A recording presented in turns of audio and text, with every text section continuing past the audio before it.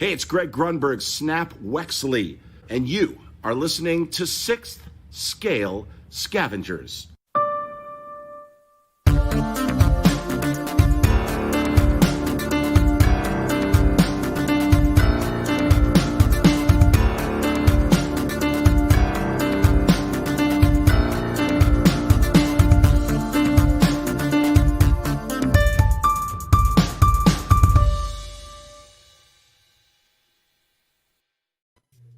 All right, Scavengers, welcome back to episode 62 of the 6th Scale Scavengers. I'm your host, Bryan Fontaine, joined as always with my good friends, Chris, Letty, and TC. Guys, we've got a great show for everybody on tap today, tonight, wherever you are in the world. Kind of on our new time here, 7:30 Eastern time, every other Wednesday. Seems to have worked. I like getting to bed early. I don't spend as much time doing all the post-production work on this, Chris. I used to spend 4 hours doing this stuff in our early days. Brutal. The amount of ums and ahs that you had at the very beginning was Still one of the doing reasons. Yeah, you still do them, but I live with them. So anyways, so if you're new to the podcast and you're interested because ModuCase is in the episode title here on YouTube, we're broadcasting live, also available afterwards as an audio podcast. Cover Hot Toys, the Marvel, Star Wars, DC comic licenses, and actually a new license to maybe talk about tonight, guys. So we'll cover the news. We have collection updates. We all, as scavengers, share what's coming and going in our own personal collections. We are going to review the holographic Iron Man Mark IV. TC hasn't had a lot of input on a review figure in a while, so we felt bad. We grabbed something from his own personal collection, so we'll be talking about that. And then obviously, you can't see it on my stream right now, but to my right, your left, my epic ModuCase setup is here. It came a couple days after the last episode. I set everything up in a day and excited to talk about my experience with that, and then hopefully it won't necessarily be a review per se. I mean, there's other YouTube reviews out there that will tell you what you want to hear. I'll go through and actually explain, what I went through, some things I learned in the process and whatnot. So, guys, let's get started here. So, Chris, I know it was a really TC, I know it was a really kind of big deal for us the last episode. We kept it under wraps. It was a surprise. We had our first annual Gare Bear Giving Thanks Awards last episode. It was so cool to hear from all the winners that reached out that didn't know that they were going to get mentioned, and we said a whole bunch of nice things about everybody. That Chris was well deserved, and Gare specifically. He said he must have been streaming us in his car and on YouTube or whatever, and he said he almost got in a car wreck because he just couldn't believe what he was hearing.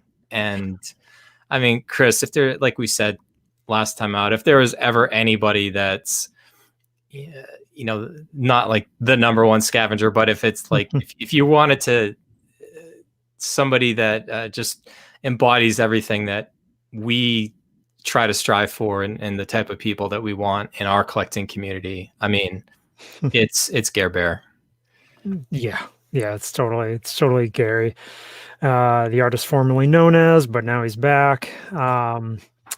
He's just great. And if you want a dose of positivity during the day or something, check out his posts, and especially his Instagram posts.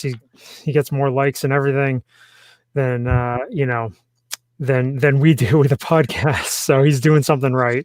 He's doing all kinds of 1/12 scale stuff, 6 scale stuff, just great stuff. And Gare Bear's awesome for sure. And TC, I mean, we heard from all the other winners and I was able to hook everybody up with their Sideshow gift cards, and everybody's understandably very, very thankful. Hopefully TC, everybody's already put those to some good use here with the holiday season coming up. If they haven't already, I'm sure they will soon. Always something new from Hot Toys. That there is. Speaking So of new, yes, we were a little late there because Sideshow decided to randomly drop a code.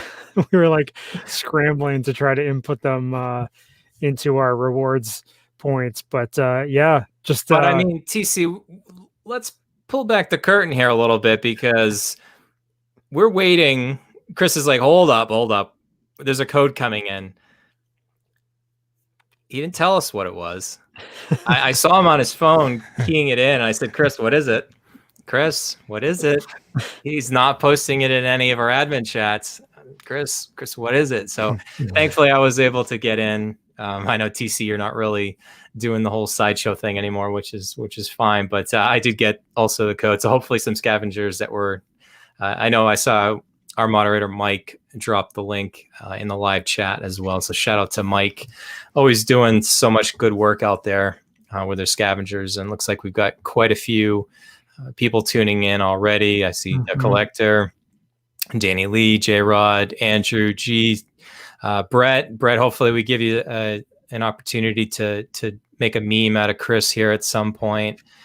I saw Raul, he's tuning in already. Kellen, Elvis in the house, Mark Pearson having a little bit of a rough week at work. So hopefully, Mark, we can bring a little joy to you. And don't worry, Mark, I won't make fun of your Commander Cody pose.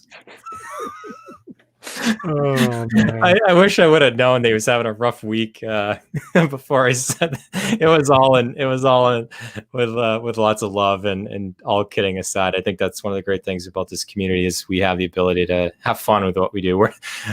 We're not as James in our group, reminds me. He goes, our tagline. He's going through a lot of old episodes on his walks out in Shanghai, and that was our tagline. We used to say, well, we're not experts, and we're just learning with everybody. I still don't view us as experts, guys, but I guess we've invested so much time and whatever into this. I don't know. We'll see. But anyway, so speaking of Hot Toys, as this Hot Toys show is already off the rails a little bit, we are getting ready, TC, to go forward with our 6 Scale Scavengers Hot Toys 2020 Figures of the Year. And I think actually we did in January of this year. We're going to try to move it up into December. There's not much really that's going to get announced and released at this point. So we kind of know what the field looks like. I think off the top of my head, TC, there's about 43 entries this year, including Alita from Alita Battle Angel. That removes any deluxe duplicates or I think it removes like Leia and Wicket individually and makes them the 2-pack. So I just try to clear things up, and that looks like what the field is at this point. Yeah, I mean, a lot of good figures. Seems to be slanted a little more towards Star Wars this year versus last year, which Marvel was pretty strong. So it kind of evens out there, and hopefully we get a lot of people to vote. I know last year was pretty good, but the group's gotten bigger. And it would be great to have, all of our group members vote if they can. Sorry about the dog, if you hear that. Sorry. Just wants to say hi. Yeah. So Chris, we've got, so we're going to do our admin picks that we usually do. We'll each, the three of us will share ours. We'll have Mike, Roy, Scott, they'll all share their top 5 as well.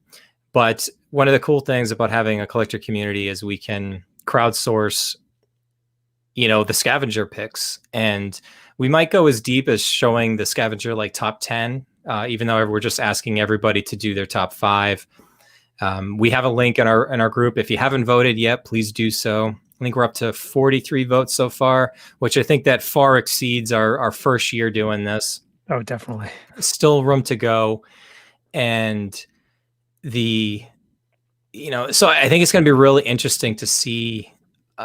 There's some really interesting early results that I'm not entirely surprised by.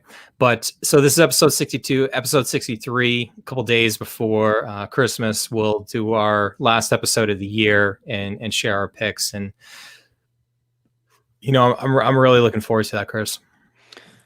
Yeah, it'll be interesting. I know the last couple years, things have early on, usually the results are pretty interesting. But they do, the figures that you would expect to get in the top 5 usually end up doing so. In what order, we'll find out. But yeah, I mean, it's going to be really interesting. Just so many good figures this year, and I'm waiting to get a couple figures in hand before I make my final vote. But Yeah, same. yeah, it's man, I mean, if you're Elvis, though, I mean, I guess the only option is Death Trooper at this point. But yeah, no. So Yeah. we used to have in the past, we kind of have laxed this rule in the past. We used to say we have to have it in hand to vote on it, but I mean, there's so many good things that are out this year, and there's one figure in particular that I know a lot of people don't have in hand yet that they're putting in their top 5, and I think rightfully so. So, Chris, just off the top of my head, this will be our third year, our third annual Scavengers, or as Scott said, the Scavies, like the Dundies from The Office. And that's basically about the seriousness that we take with this award. I know, we need a little trophy. I want to say it was Spider-Man Homecoming Stark suit the first year we did it. And then I think last year was Maul DX 1617. Yeah. I don't know. Maul could repeat. I mean, it's another, it's in the cards. DX 19 or 18. Yep. I just hope that the 85 doesn't get released in December.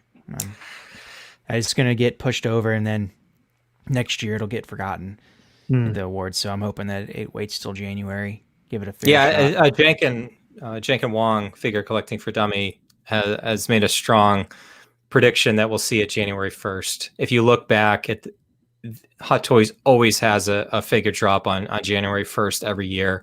As Jenkin had put it, it gets the excitement going for the year. And January usually is a pretty busy month for Hot Toys in terms of announcements and pre-orders.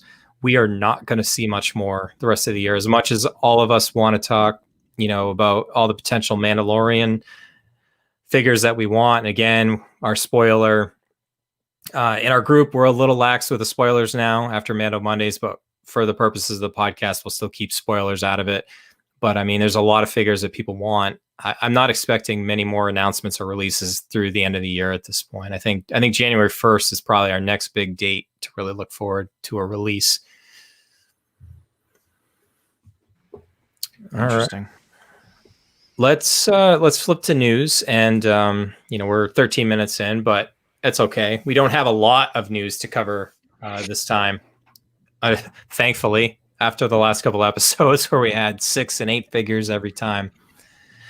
We did get, we'll start with Iron Man, and we don't have any blogger photos to show of this because this was a exclusive TC, the Iron Man Mark 21, the Midas, the new DX, not DX, the Diecast 36, MMS 586, Diecast 586, Diecast 36, retailing for $405 at Sideshow. We originally talked about this on October 28th, 2020. It was released on December 1st, so just last week, and basically right on target with where we expected. Sideshow's expecting it January to March, with where it got released here in Hong Kong. It's probably right on track. So, I mean, we talked about the figure a little bit when it got announced TC, but I mean, gold member from Austin Powers. I mean, they basically dipped the Mark 7 in some gold paint, and here we go. Yeah, I mean, I do want this one. It's just I don't know when I'm going to get around to getting it. Because right now on Toys Buying Agent, it's very expensive, and I could wait till I could still order it through Sideshow. I just that's the only other 2 places you can get it, so I have to wait on that a bit for it to get in stock. One of your friends might hook you up. I could do that too. You can go on Sideshow, and once they're in stock, you can just click Apple Pay. It's not like you don't have to have an account. Oh, that's anymore. true too. It's a new thing, but yeah, it looks good. This is one of those things I actually refrained, like when I made my votes for the figures of the year. I did not put in the Midas as one of my top 5 figures. Same with Hulkbuster. those ones to me, while they're great, they're just the repaints, and I kind of want to give new figures a shot. But this looks great. The gold chrome, the mix of gold, the different tones, very cool. Obviously, the Mark 7, the actual mold is probably Hot Toys' best at this point, and it's just it's a key figure amongst Iron Man collectors, and I get why a lot of people like it, but I also get why a lot of people have fatigue at this point. Yeah, it's easy to go that route. As far as the amount of Iron Man figures that have been released and those yet to come, but this particular figure, I do really like the look of it, the different tones on it. I love the Mark 7 silhouette, and I think for Hot Toys, Iron Man collectors, I think it's a great contrast. Will be a great contrast in a display or on a shelf. Is it a key one to pick up? No, especially since the Mark 7 is still available at retail, the regular version. So I think this is a fairly niche type of figure for sure. I know our friend Sean out in the group is a big fan of it too. But I mean, let's be honest, guys. Sean gets most of the figures that they get released. So Sean's a fan of every Marvel figure. Seriously.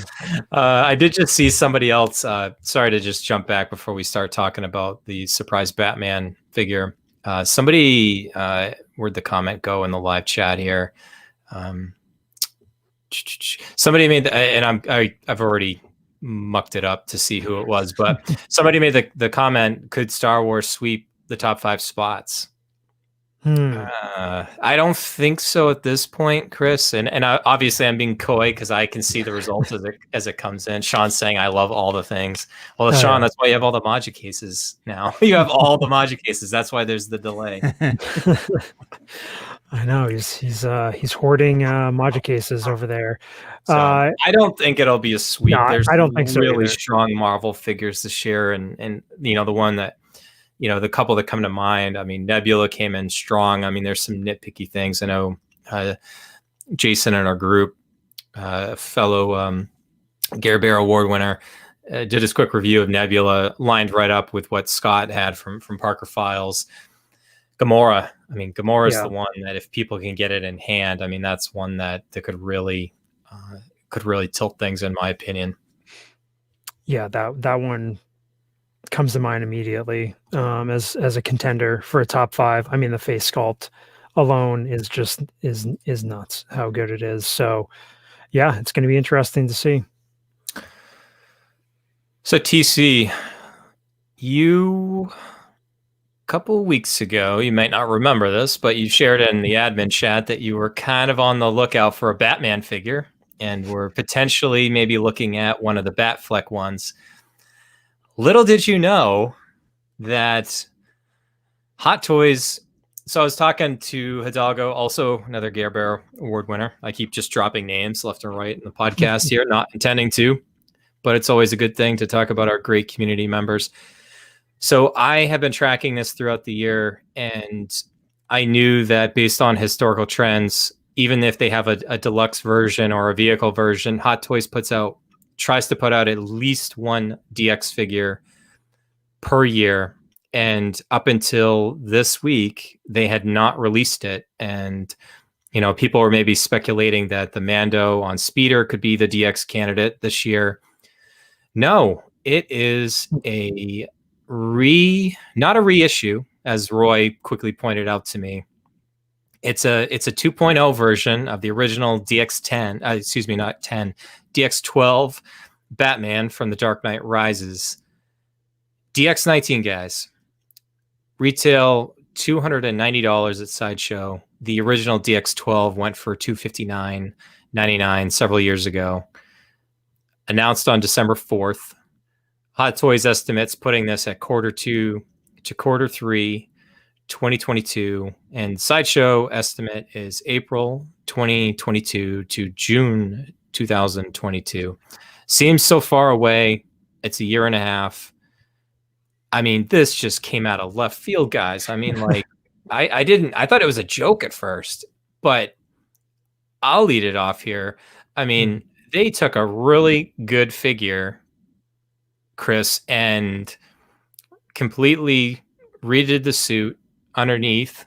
It looks like it's got a better underneath material, and the face sculpt is wow. I mean, this is Christian Bale. I mean, this on screen here, like ridiculous, just insane. I mean, like you said, I mean, just curveball, whatever, knuckleball, whatever you want to call it. It just seriously, where did this come from? But yeah, there seems to be some sort of like resurgence with the Dark Knight trilogy, especially with some other companies coming out with other figures that could pair well with these. I don't know if there is some sort of like inside information that they planned or it's just coincidence, but I mean, this figure looks great. And it might be sacrilegious to say, but I'm not a huge fan of the Dark Knight trilogy. It has its ups and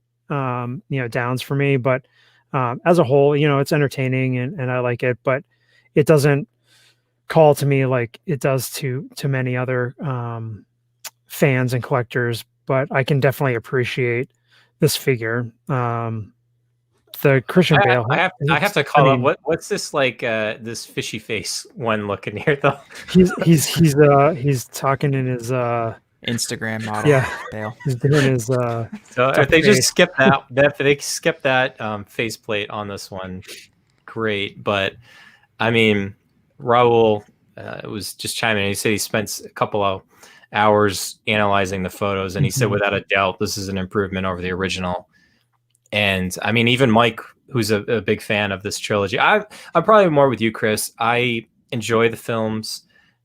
I think they did a really good job. It's not my favorite version of Batman, but I think as a whole, the trilogy is really enjoyable.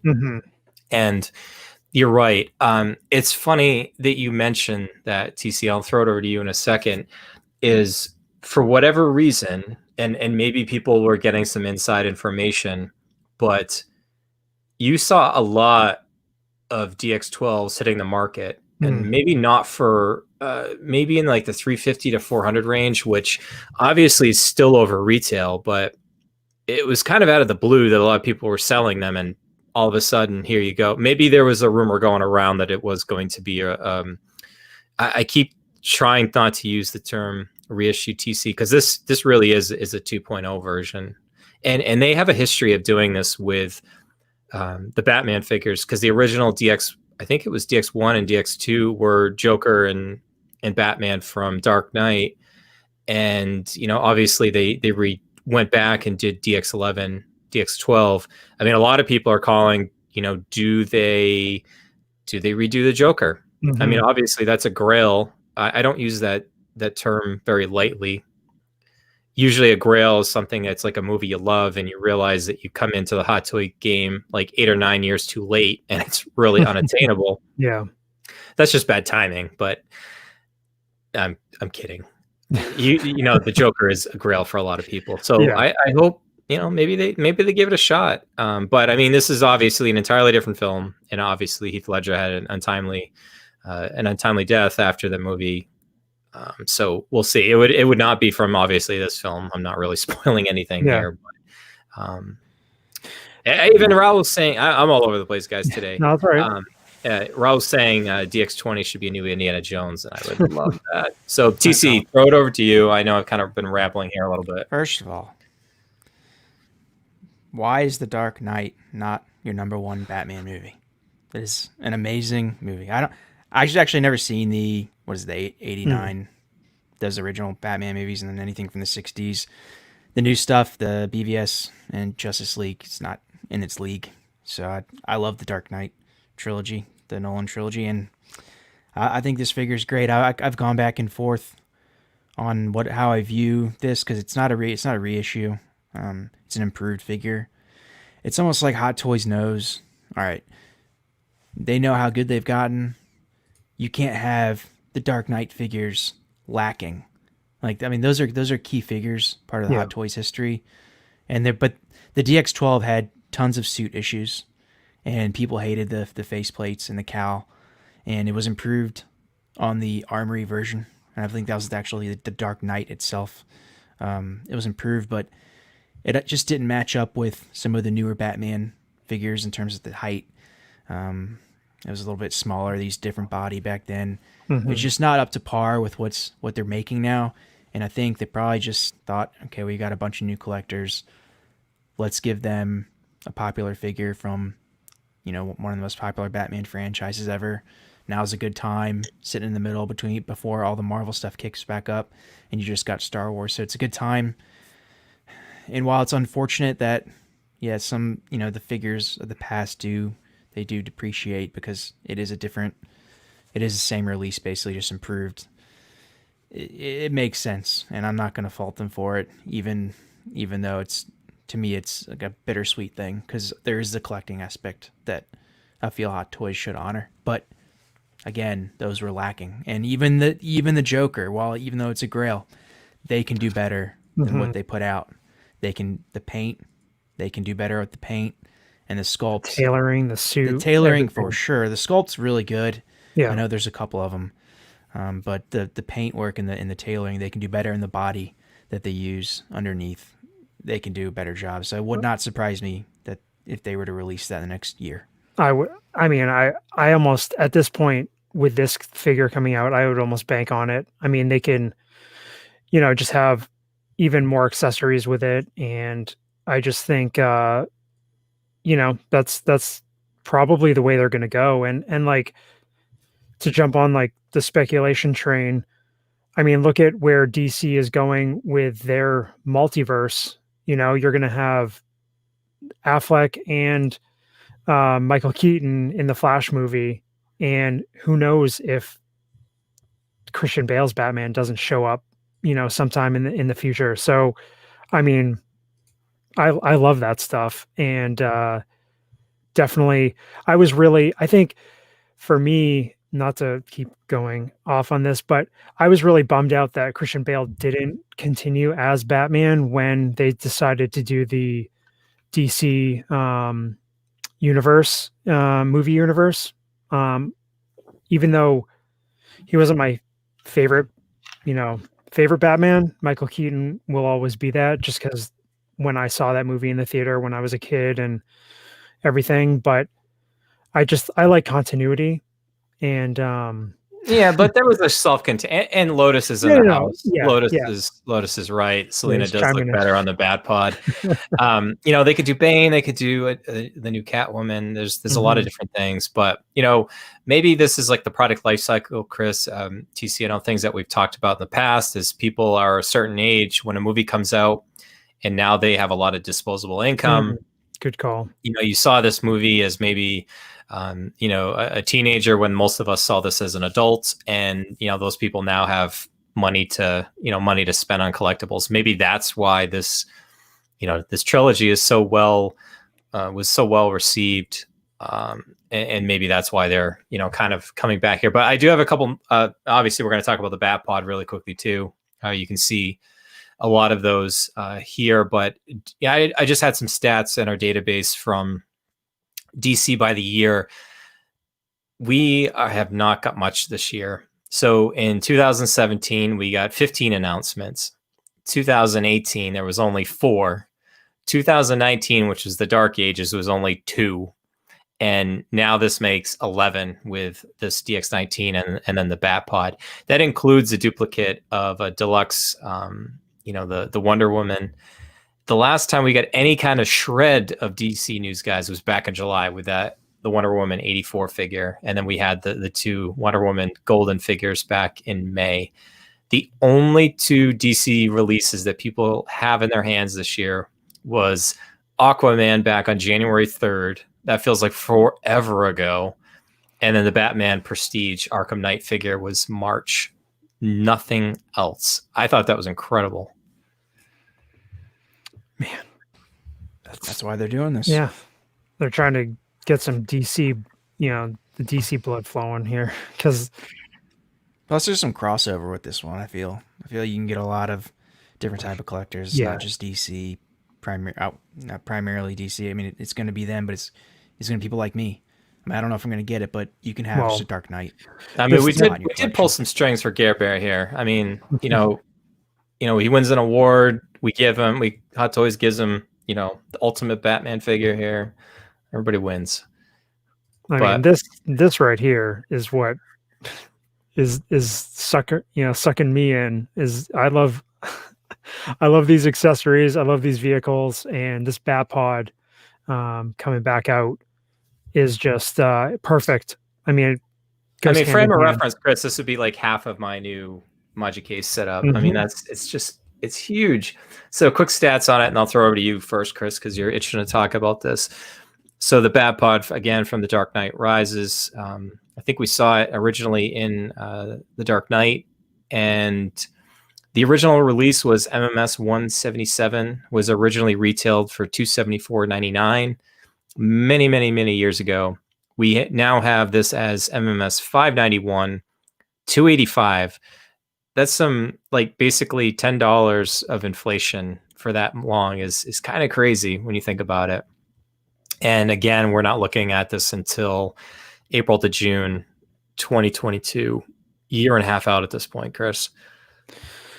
Yeah. I mean, just comes with the territory as far as the releases being pushed out about a year and a half or so. Yeah, I mean this one. I mean, this is the kind of thing that I love with Batman is all his gadgets, his vehicles, and we're probably not going to get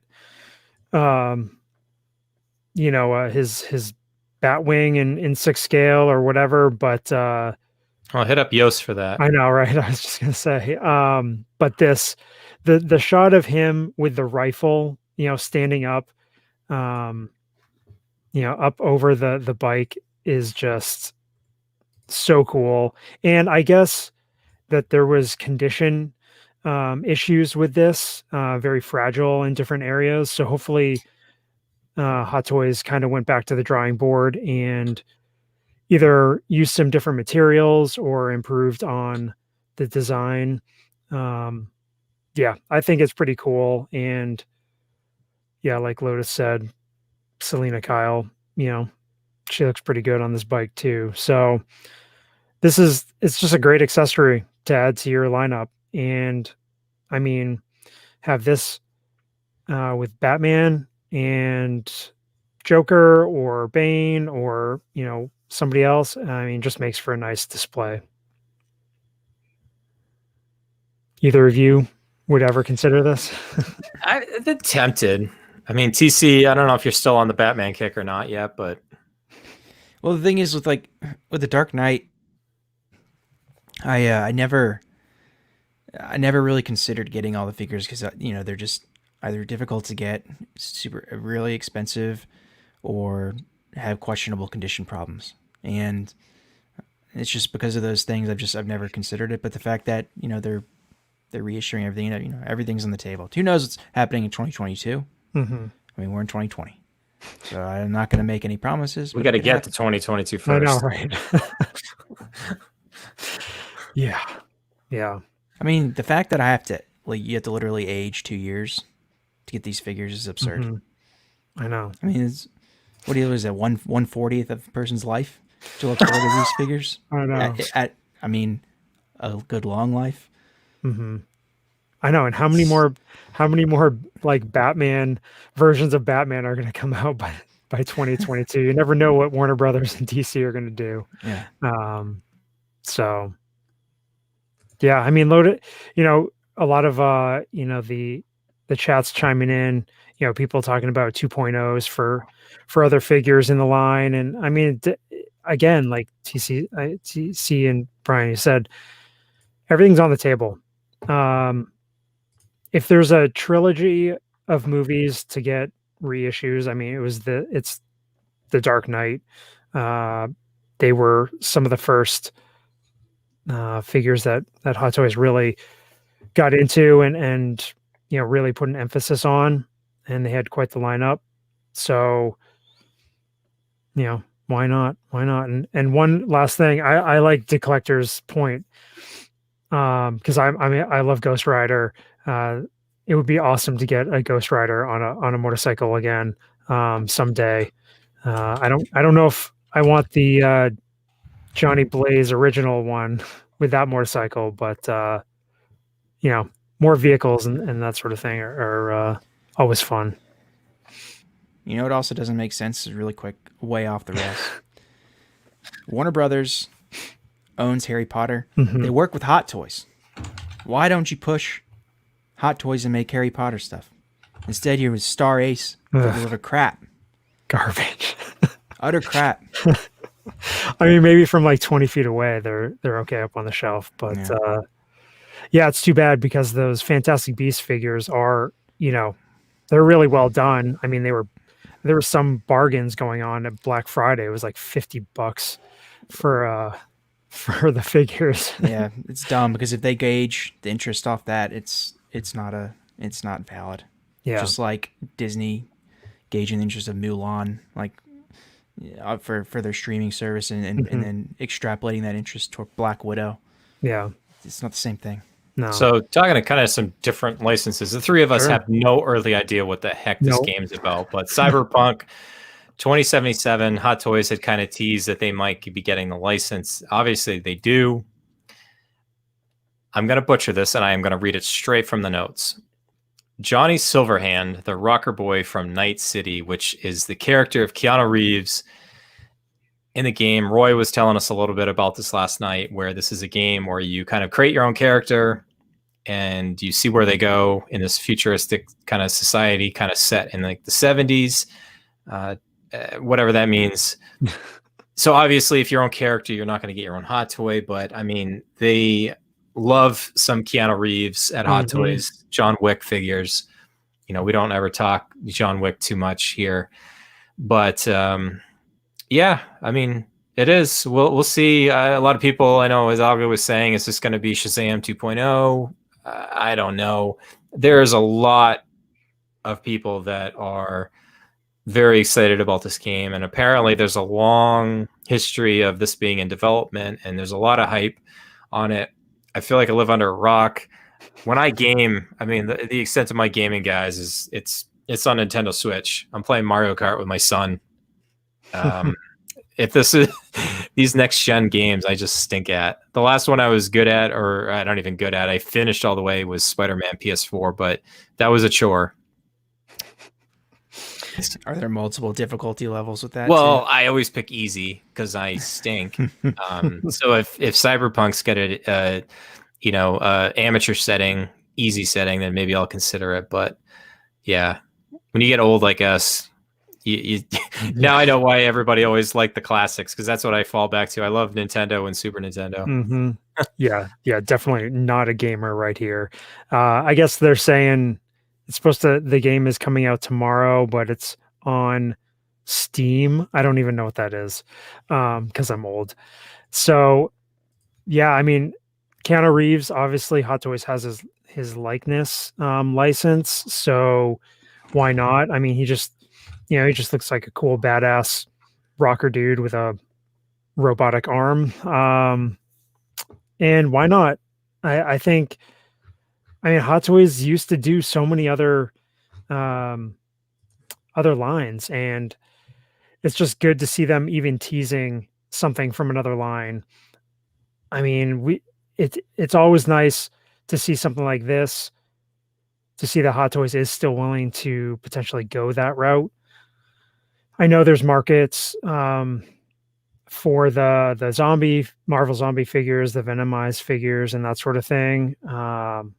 They're still under the Marvel license, so something outside of the big three is really nice. And I hope they come out with it. It would be great.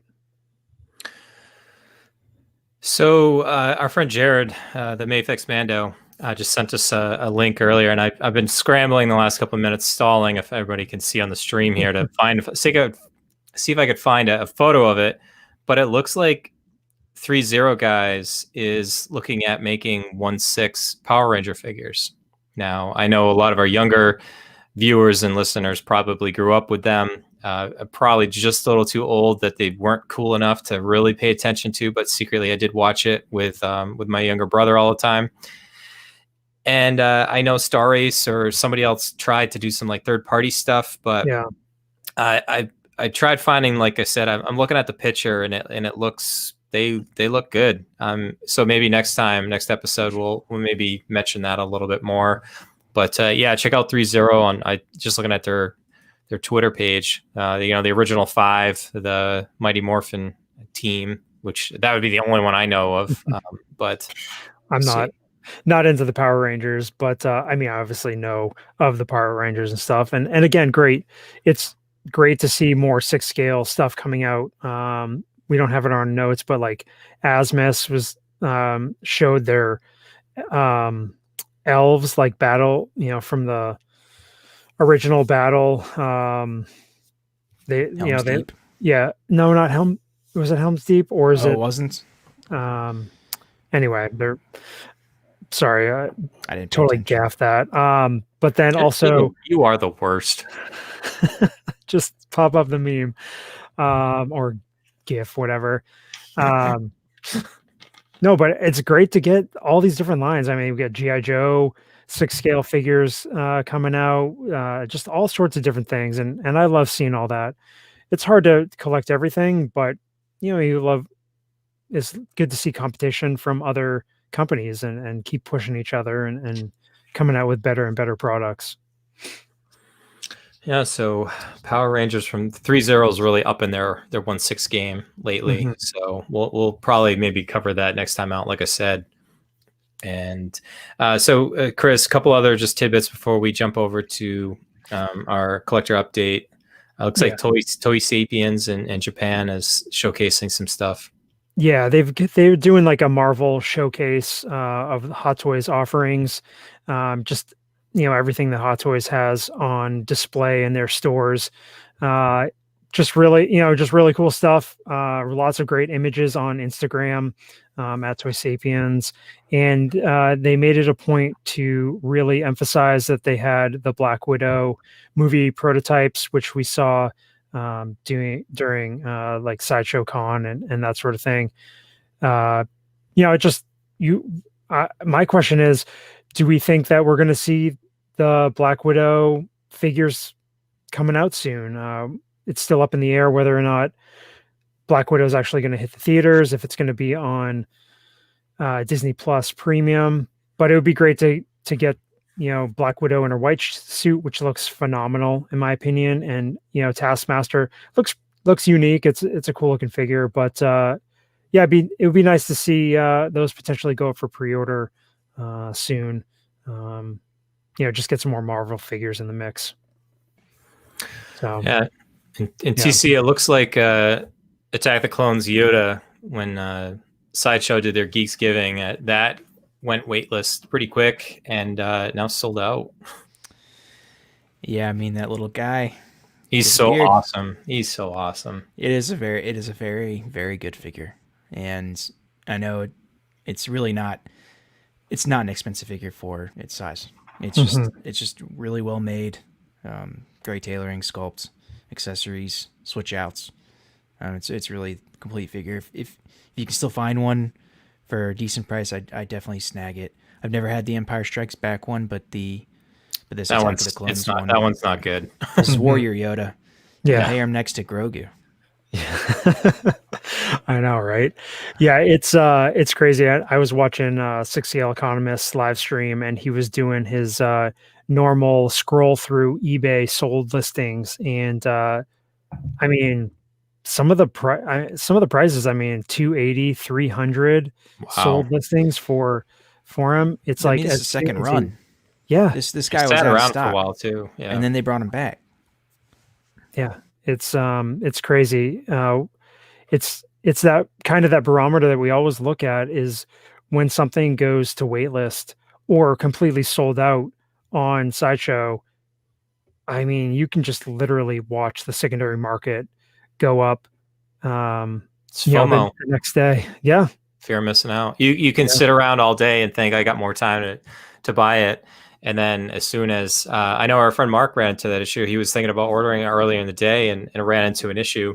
Ended up getting it on waitlist, but that is something human nature wise that if we think there's more time to make a decision, we'll wait. And then once you no longer have that option, that's why the secondary market exists. And,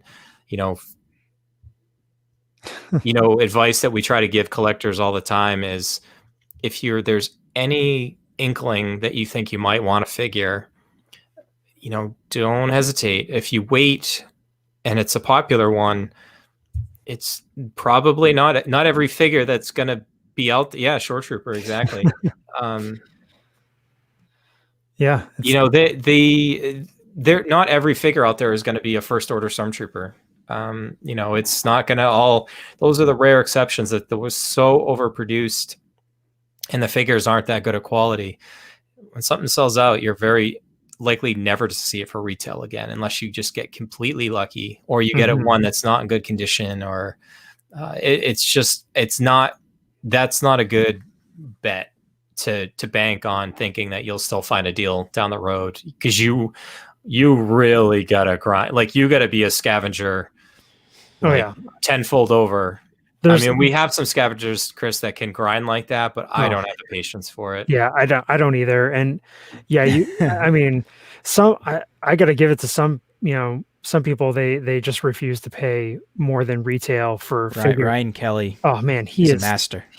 What the heck? He finds deals like crazy. And you can come across things like a local comic shop that might have either a figure that was traded in or it's something like that. Pops is in the chat right now saying his local comic shop's got a remnant Stormtrooper for $225 right now. That's a screaming deal. Oh yeah. Another figure that I sold too soon. I broke even on it, but still, it's just like now it's going for 270, 280, plus and low production run. And just because of what everybody felt, they felt like, oh, it's just another Stormtrooper that's kind of dirty. And I personally was not a huge fan of it when I opened it up, so it didn't really scream to me. And I don't really mind not having it in the collection, but still, it's like you just never know with some of these figures.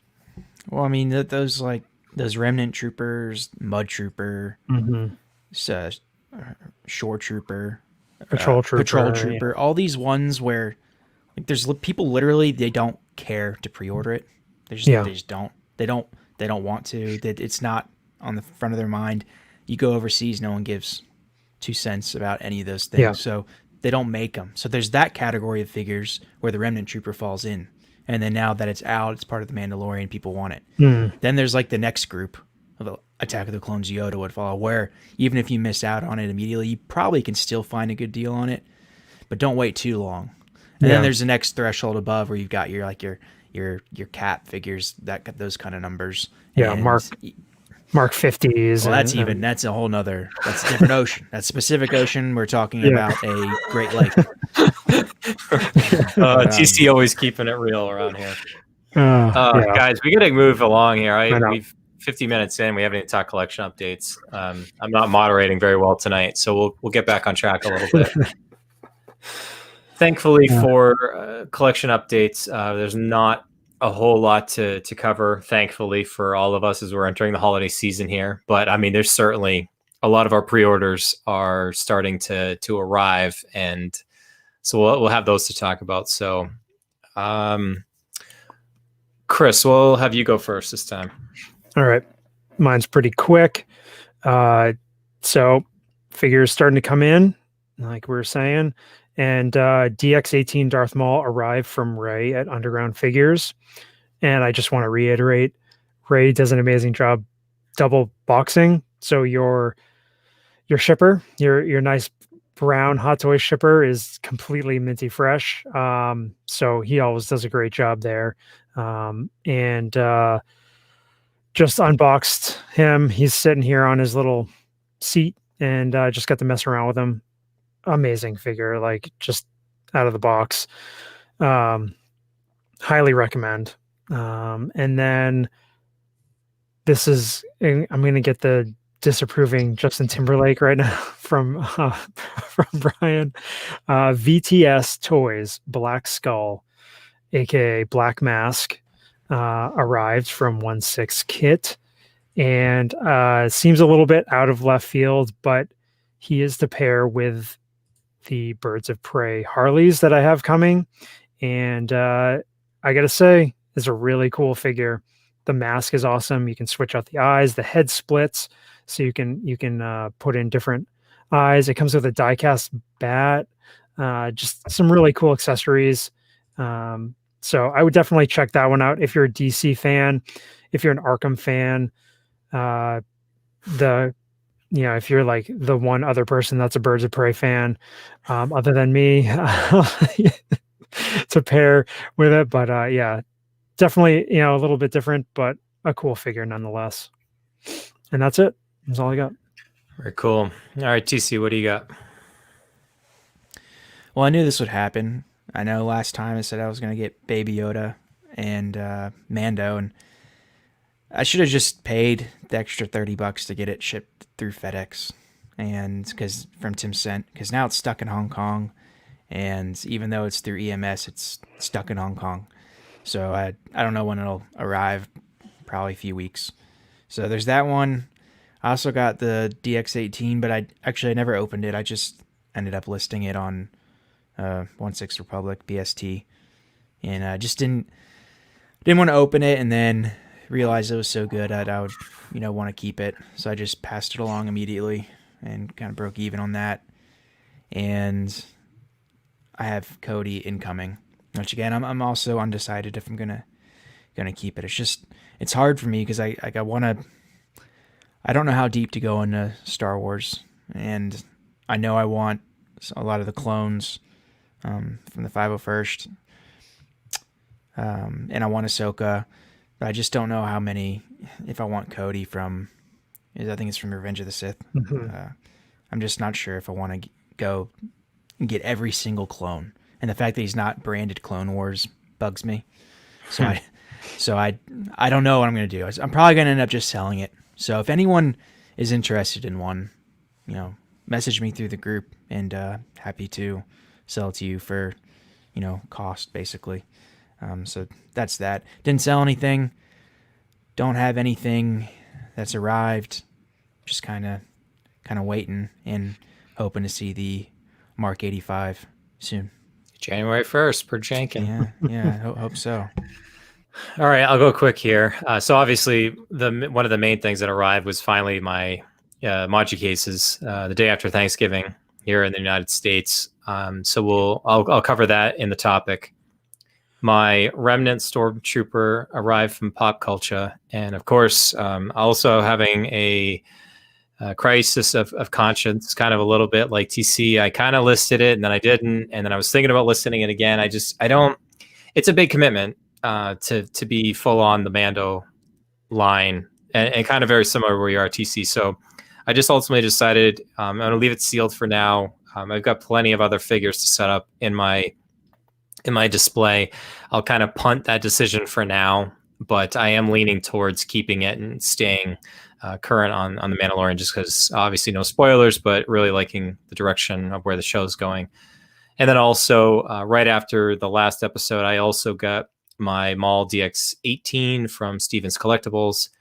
I finally had a chance to take a peek inside the box today during my lunch, and it's like you said, Chris, it's phenomenal. I can't wait to get it set up. I also have been holding off submitting my top 5 picks of the year because I wanted to see that, and I certainly want to see Cody. There's no way I'm going to have Beskar Mando in hand beforehand, and I just don't feel comfortable ranking that if I don't have it in hand yet. And then finally, again, no spoilers, but for one reason or another, I just really felt like I needed to have the Return of the Jedi Boba Fett in my collection again. I had it originally, sold it to Mark in our group.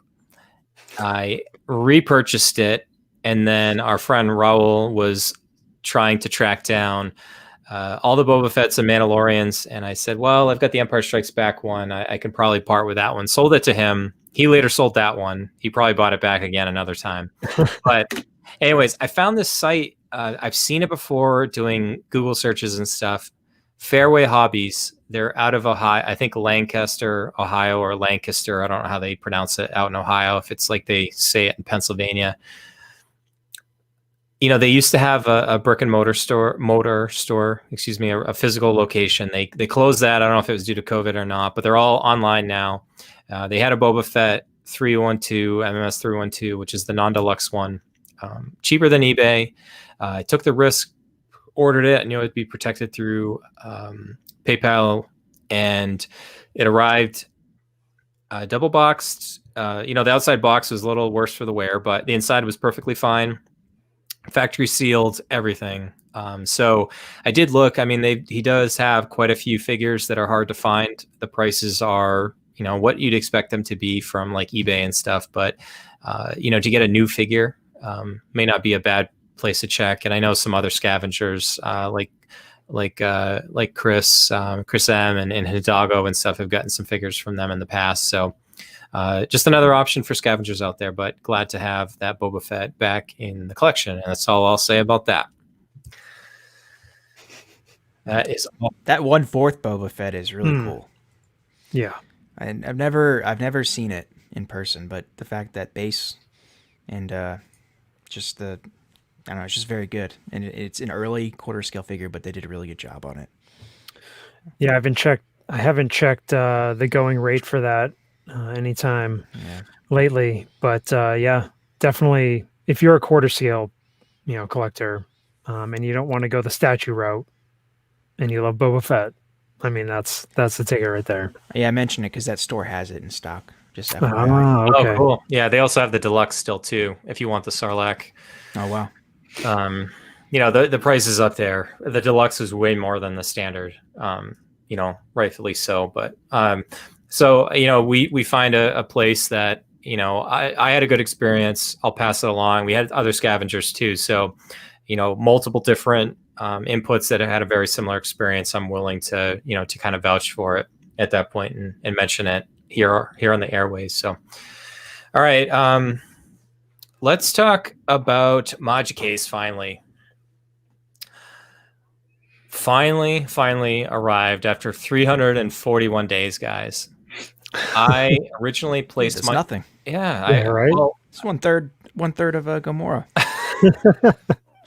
True story. Actually, less than a lot of Hot Toy releases too. It just felt excruciatingly long, as Scott mentioned before too.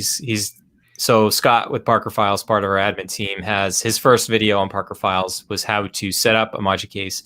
Although his cases were different than the ones that I had, I watched his videos again a couple times for a pep talk about how to set them up. And Scott, it was extremely helpful. So his were the DX size, the larger ones, and I went for the 6 scale ones that they started putting out last year. So this isn't necessarily a review, guys. I just want to kind of share my experience from beginning to having them. They're in front of me now. They're incredible.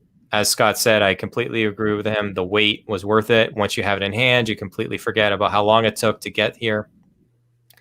So I'll go through kind of some of the specifics about it. So I ordered 4 of the 6th 110 cases, which are approximately about 40 inches long, 43 inches long, 40 inches inside. I got a top board for it, and I did the LED strip lighting with a power adapter. And when I was setting them up, the light didn't seem all that bright, but now, I mean, it's just so cool to see a very even flow. It really highlights the figures really well. So I would highly recommend going with, the strip lighting over the spotlights.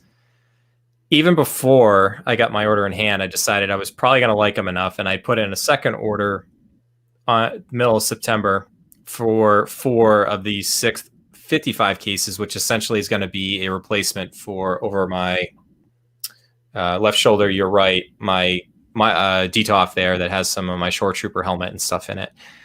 So that's going to have some Marvel figures in it, but I'm really glad I took the plunge and knowing that there's going to be a significant weight on that, not waiting till I actually had these in hand to order more. So I've got some photos to go along with this. I'll kind of use that to kind of narrate the story, and then Chris and TC are gonna pepper me with some questions. So this is the shape of the boxes. It took a long time from the time it came into port in California to get to my garage here. Obviously blanked out the address, and you can see that we just recently cut down our Christmas tree. That's right around the same time frame. So I have my saw there as well and tree stand. But yeah, they arrived in great conditions. I was a little worried about that, coming over from Singapore in a shipping container in a big boat, and knowing that it had to go to a warehouse and then get shipped from UPS. The boxes had a little dings and stuff, as you can see, but inside everything was perfectly fine. So I had to open them up. This is where they are currently. This is kind of the before picture. And one of the cool things about this is to kind of maintain the integrity of the box inside, they actually put together what amounts to be the front of the cases here. So you can kind of see, without anything else being there, about kind of the size of what they'll be. And this is the hallway right outside of my office here. And trying to finagle everything. You can see underneath here you have some of the acrylic plexiglass that you have to peel off the stuff, like Scott says in his videos. I've got my iPad here with the really bad instructions. There's no text. You have to make some assumptions about some things. I made some correct ones about installing things that you can allow the plexiglass to slide in. But it's just a process, guys, about learning how to do it. I of course built all 4 in a day. I have issues of starting something. I need to finish it. That's why we have a website like we do, because I started it and I needed to get everything in there. But this first one probably took me about an hour and a half to build. And this didn't even include the lights. I wanted to put it in the room to see, okay, this is what it's going to look like. And I had to put the lights on. You can kind of see the before and after, where no lights. And I will say, though, one of the cons about this, guys, is the fact that the acrylic is just so staticky. Like anything in the air just instantly sticks to it. Now I know why that they sell a lint roller on their site that you can buy, because you definitely need one for the baseboard. It's a piece of wood with felt over the top of it inside, and then the backboard is a type of wood material. But like I said, all 4 set up. It's on my Alexa. I can come in the office and tell them to turn the lights on. I don't have to go behind this thing to turn it on. And it's just, I'm 6'1", and this is actually taller than I am. But luckily, the 4th shelf is right at eye level for me.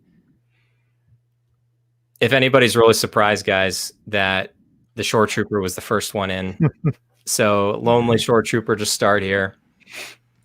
And a little bit of a closer angle. The thing that got me about this, guys, is just the amount of size that's in the middle of these, the 110 cases.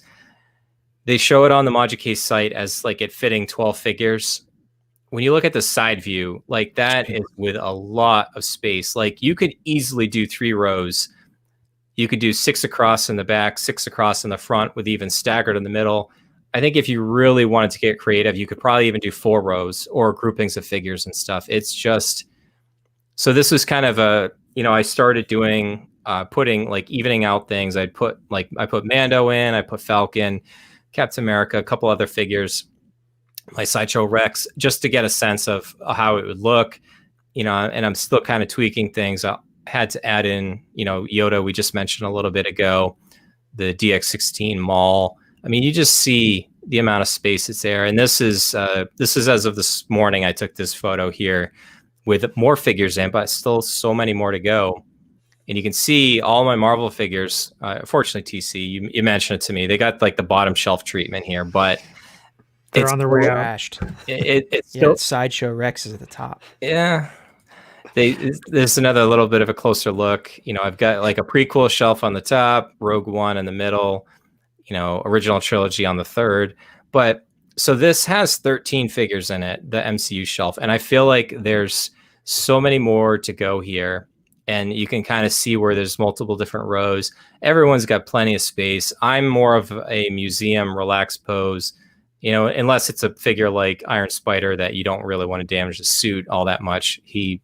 That doesn't certainly look all that natural there, but and it just kind of like, obviously I just kind of ran through and rambled through, quite a bit about that. But like, I'd say overall, it definitely was worth the wait, guys. Like, it's a great product.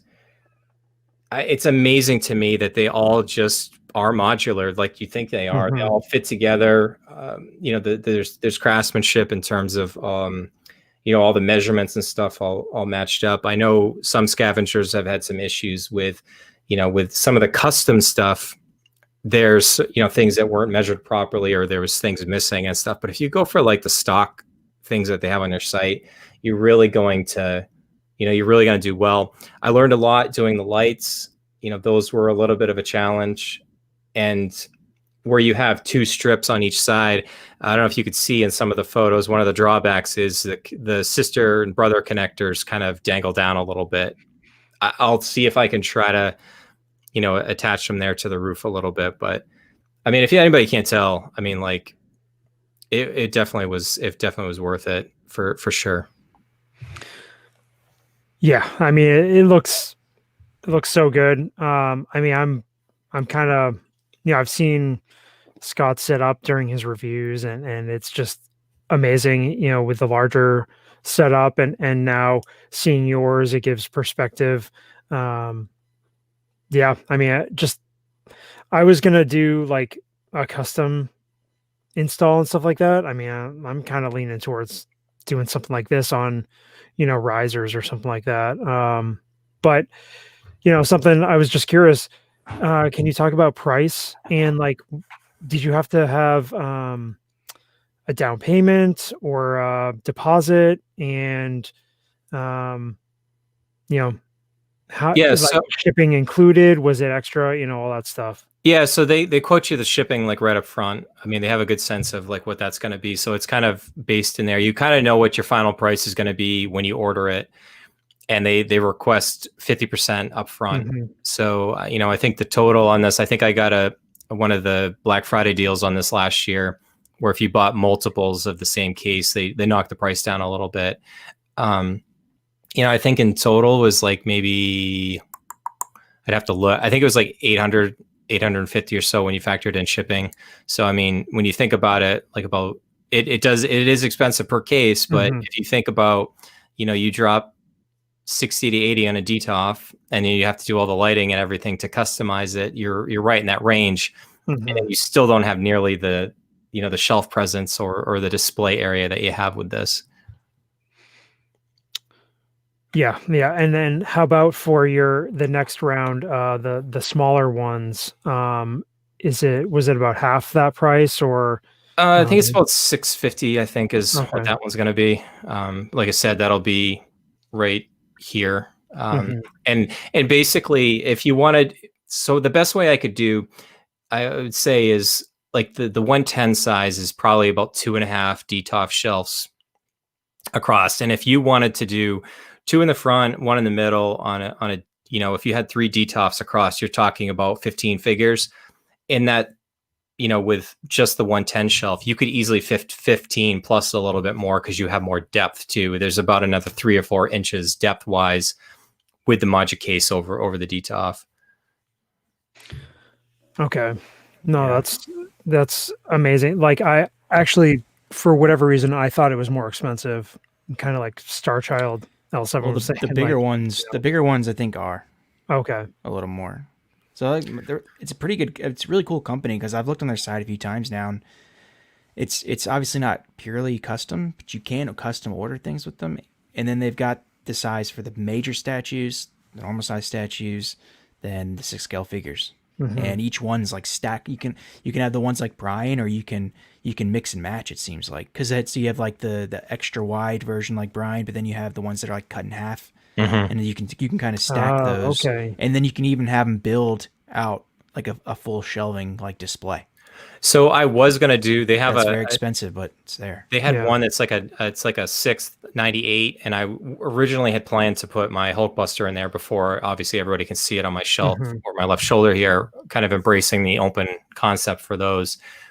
So they actually switched my order, no issue. I was going to get two 55s and then 198, and I just switched it to 4 55s, and I'm seeing a lot of chatter and in the live chat here too about a lot of people thinking that they're good. But yeah, Chris, we'll talk offline. Maybe I can convince you. I wish if this wasn't for COVID here, I'd have you over and have you take a first-hand look. But it's definitely a good option. To do this size-wise on your own and have the consistency of it, the uniformity of it, the fact that you could add more afterwards, like I am, and and Sean's saying it here too. Bryan from ModuCase and Ashley there as well.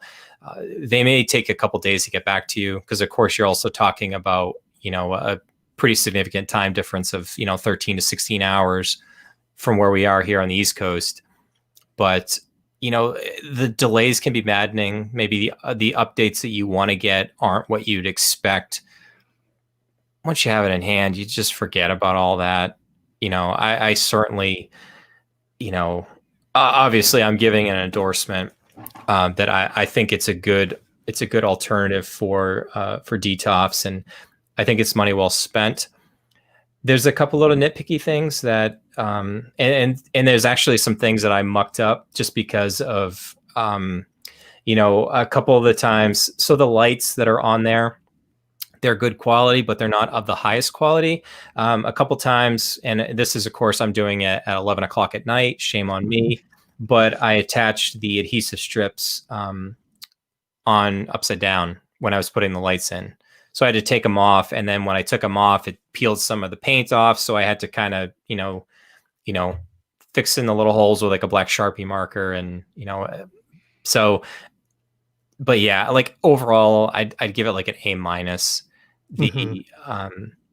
It's just they're really, really good. So you listed off the components that you had ordered. When you say the top board, that goes on top of the unit and it will support things on top, yeah, and it will support weight. Yeah, it's the same wood at the shelves are. It's actually coated in like a fake leather material. So if I wanted to, I could put even more on the top. I mean, I think if you went only 3 high, the top board would be, better if you had like some taller figures or something like that. But like I said, I wanted to use, my space that I'm in here is really limited, and I wanted to make the most of the vertical space that I'd have for that. Do you think Robert mentioned it? The idea of like clear acrylic risers potentially to and I'll definitely height. and I'm going to go that route. Yeah. And they sell some of their own risers that are on, the aluminum, it's not steel, but it's very sturdy and heavy material that they use. You can get the same floorboard basically, and you can have a riser that's about 7 inches deep, and you can put in there too.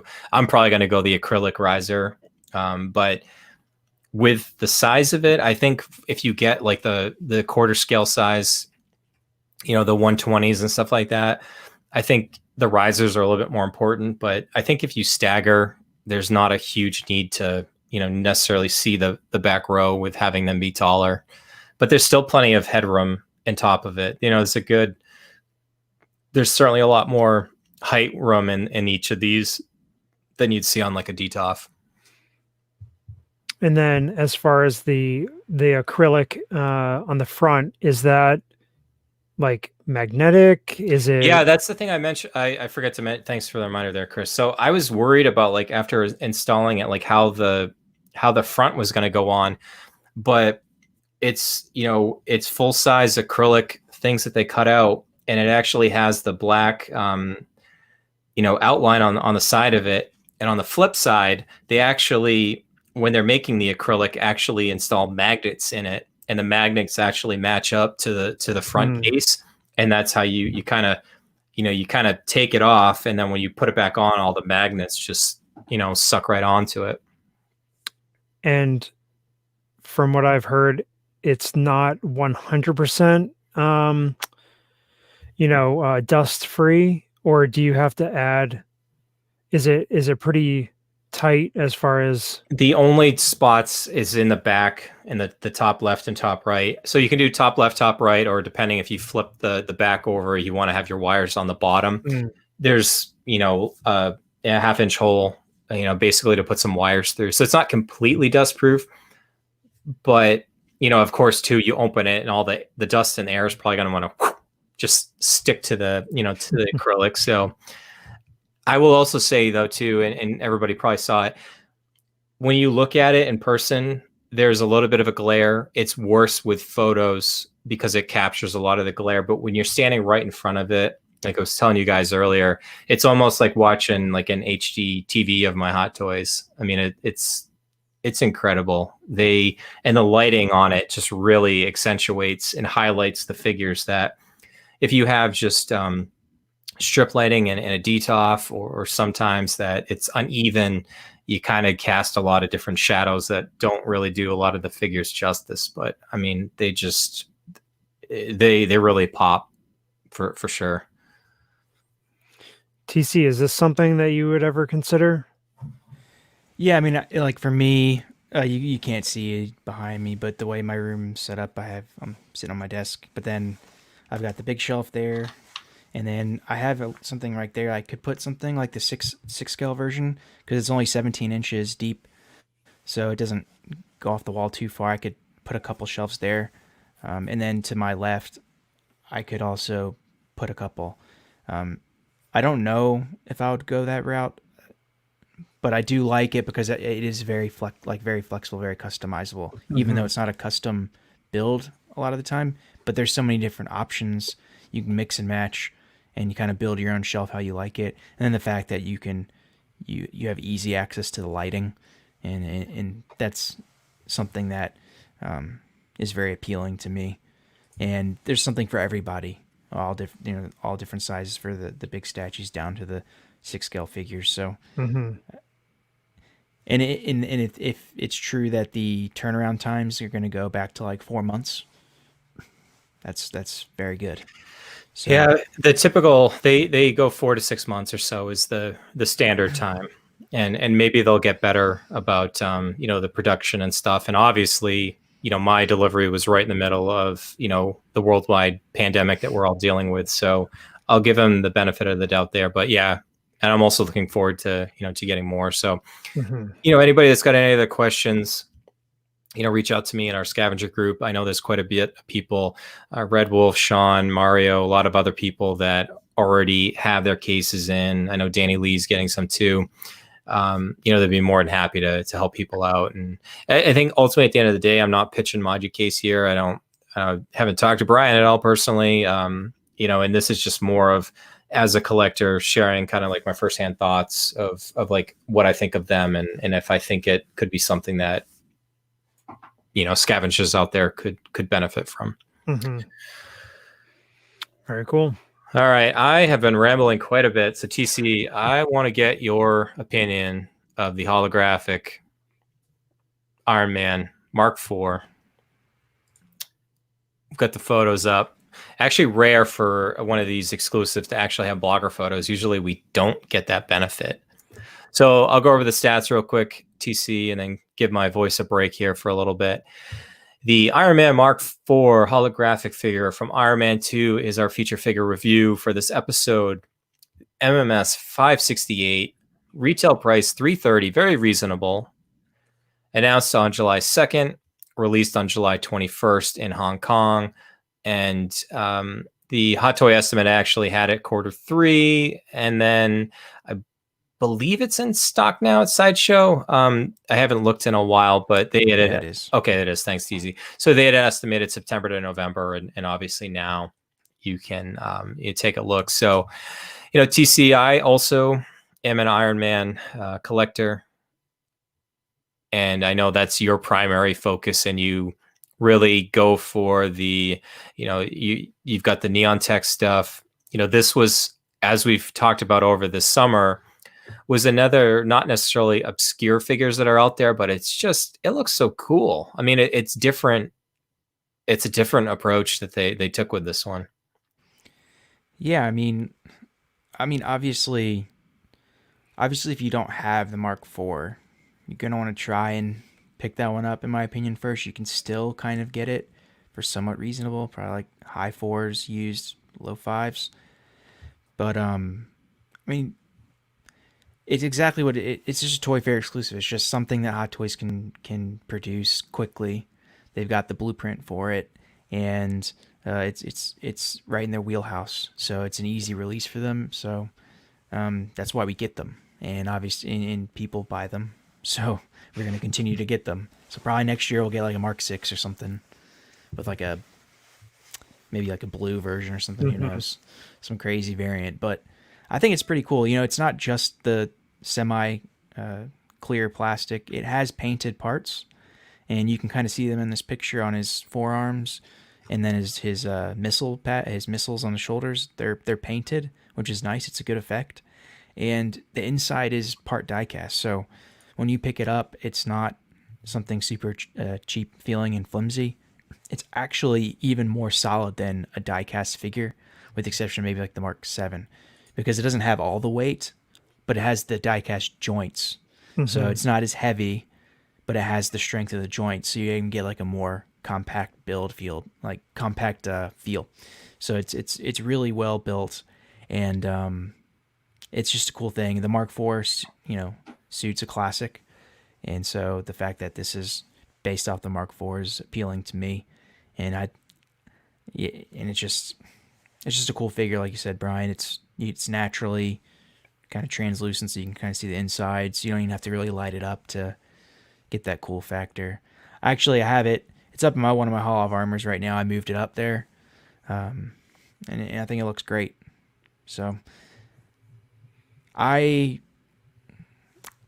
guess I can't recommend it for everyone, because there's like, if you're primarily Star Wars collector, or even just like a MCU film collector only, it's not going to be in your wheelhouse. But if you're an Iron Man fan and you want something different that they're not going to re-release ever, likely, this is one to get. So I would definitely recommend it. Like the Mark IV Neon Tech is, they didn't produce as much of those, I don't think, and it's pretty desirable right now in the secondary market, price wise at least. So if you want something that's very collectible, that's not going to get reissued, this is something that you should consider. So TC, obviously this is based on the Mark IV armor that the mold and stuff that they have. Obviously it doesn't come with a head sculpt, so it's not going to come with the sunglasses and all that other stuff. But did it at least come with like all the weaponry and stuff that the original Mark IV did? That's a good question. I probably should check that. Oh, I forgot. It looks comes like with some. It has his the forearm pods and his missiles. I only use the missiles on the shoulders because I'm not good at replacing those other parts. I'm afraid I'll break the plastic, so I don't mess with that. So that's why I didn't pay attention to it. But it's obviously light. Doesn't have the head sculpt. Doesn't have doesn't have the donuts and then the coffee cup. But it gives you the essentials, and it comes. The base is like the Infinity War style octagon type base with an acrylic top. So it's a pretty cool base. It's reactor, and then you can like this picture shows, you can stick it in one of your Hall of Armors, and it looks very good. So I like it because now I have the Mark IV, Mark IV Neon Tech, Mark IV Holographic, got all the Mark IVs, and then behind me is a picture of a Mark IV. So I have an affinity for the Mark IV, and so that's why that's why I have it in my collection, and I don't see myself parting with it because of that collectability factor that you get from these Toy Fair exclusives that to me sometimes lacks from other Hot Toys, just because of that potential for DX19 to happen with DX versus DX12. So I like these wacky variants. Where did you source yours from? Yeah, I did I got a Toys buying agent. I went overseas in Hong Kong. So it wasn't a terrible price. I think it was like $4 something, but you can obviously get it cheaper on Sideshow now, significantly probably out the door like 370. But I wanted it early, and he did a great job as always, so I'm happy with it. Yeah, it's just I love, like UTC. I love the Mark IV. It's clean, it's crisp, and it's good to see it, in a different light here. This one's crisp too, because it's just red and gold. That's all it is, just in that kind of crazy translucent. It makes it's very like it's almost like animated, kind of cartoonish. Oh, that's a good point. Look. Yeah. It's got that cool, like, kind of CGI kind of cartoon look to it. Obviously these pictures are enhanced with by the bloggers and that sort of thing, but it has light up features on it and everything, like the reactor and all that stuff. I mean, the Mark IV doesn't have that many. It's not like the Mark 46 or something like that, but the eyes and the reactor light up, and then the same thing with like underneath the chest. It's got the little blue lights, so there's that too. And it's just a really well made design by Hot Toys, and I can see them continuing to go to the well on this mold, because it's just, I don't know how you improve on it. I mean, other than stability, a couple, like on the regular Mark VI, the ankles could be a little stronger. But other than that, there's not really any fault. Yeah, I wouldn't mind a reissue. I kind of regret selling that one to Cletus, but I mean, I love the Mark IV design too.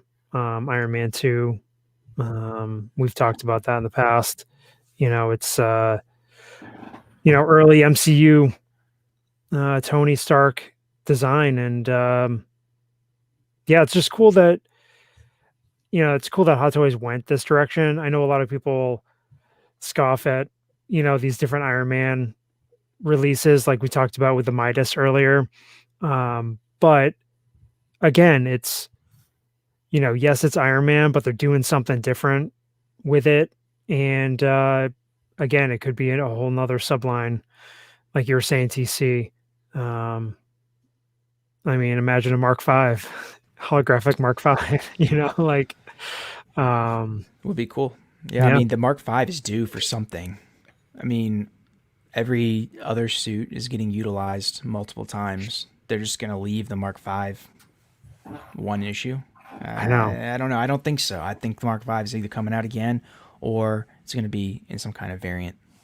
Yeah, Neon Tech, or now this holographic, or Christmas, Halloween. Who knows what they're going to do with it?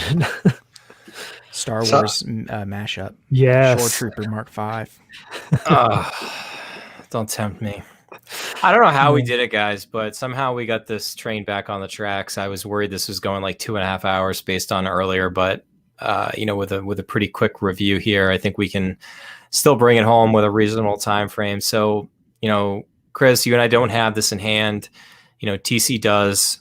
TC, we felt like we left you out recently. I know you've got very specific fans on YouTube that demand more TC, and we're trying to give them more of what they want. You are the eye candy here, after all. So, Chris, what are we going with here? I have something in mind, but I want to see if you say the same thing on how many number of what we rate this on. Oh man, I wasn't even thinking. Holographic donuts. I don't know. I was gonna say donuts, but I like holographic donuts even better. So TC, on a scale of 1 to 5, holographic donuts, would you rate the Mark IV holographic figure Mark IV from Iron Man 2 MMS 568? I'm going to go with a 4.75. There's nothing really wrong with it. So you go in knowing when you buy it what you're getting. It doesn't disappoint versus what they showed as a preview. So I don't have any issues with mine. And I said it's really well built, and it's exactly what it is. It's not something I get in hand and there's some crazy issue with like the face mask not closing properly, or the arms not holding their position. I don't know, something stupid. Exactly what they advertise that came through. So I'm not going to knock it. It's 4.75. It's not the Mark IV. So I'm not going to give it a 5. But it's close. Very cool. Well, TC, we appreciate the feedback, and I know a couple scavengers like Sean out there have this on the way. So hopefully this puts somebody over the edge that may have been considering it, and we appreciate your thoughts on that, TC. So at the hour and 30-minute mark, we'll hit the closing thoughts part of our episode here. Like I said, lots to discuss, and even something where we only had a few news items, we still find a way to talk about hot toys for about 90 minutes. So it's crazy how that works. So I'll get the plugs real quick. We have our website, 6scalescavengers.com. Our database and checklists are out there for Marvel, Star Wars, DC Comics. We have our TeePublic store, 6 Scale Scavengers there. Thank you to some scavengers that have recently picked up some new t-shirts. I saw Aaron grabbed one and has his displayed in his Star Wars room on his Wampa rug. That's so cool. Or beanbag or whatever you want to call it. We have our Facebook page. We're on Instagram and Twitter. The audio podcast for this is on Apple Podcast, Amazon Music, Google Play, Spotify, Stitcher, and 6scalescavengers.libsyn.com. Special shout out to a couple scavengers that shared that the 6 Scale Scavengers podcast was really high on their Spotify rankings for 2020. So thank you again. You can tell Alexa, play 6 Scale Scavengers podcast, and it will come up for you. It still boggles my mind. And also, as we mentioned him a couple different times through the episode, subscribe to Parker Files, Scott, on YouTube, the official Marvel Hot Toys video reviewer of 6 Scale Scavengers. And I know that he's got a couple figures in hand that will, there'll be some videos coming out soon with some fresh new content. So, whew. TC, Chris, final thoughts here? Yeah, another solid episode. We look forward to what's coming. There may not be that much more coming this month from Hot Toys, but I know a lot of us out there in the community have figures in the mail, figures coming in soon to Sideshow and the smaller retailers. So, Christmas time is going to be a good one coming up here. And and then one last thing, I know it's kind of related to our different feeds that we have our podcasts on. We are at 49 reviews on Apple Podcasts, and it would be cool to get number 50 before the end of the year. We don't really ask for reviews on there very much. We thank everyone for the support, but it's nice hitting a nice round number before the end of the year.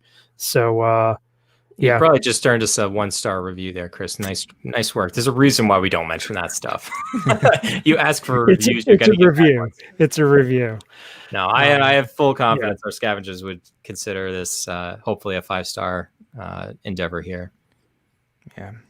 And if you want to hear some more collecting talk and more awards for the end of I see what you did there. Yes. An end of year show. Listen to Collecting Weekly. Zach, Dean, the crew, they do a really good job with the end of year show. It's an actual production. At least last year it was. Ours is just like a back of the envelope type thing. But if you want an actual award with multiple categories of best head sculpt, best figure, best 1/12 figure, 1/6 figure under a certain amount of money, a whole bunch of different categories, give them a listen. It's worth it every week. For sure. And also shout out to the 6 Scale Economist. We always appreciate when he mentions our website on his streams, and I'm glad that people are getting use and find our databases useful. So. Oh, yeah. All right. So we'll be back in 2 weeks on the 23rd, tentatively, and we'll have our Figure of the Year awards for Hot Toys. Not as professional as the guys over at Collecting Weekly, but, we'll still do our best here. So, all right, Chris, bring us home, my friend. Excelsior.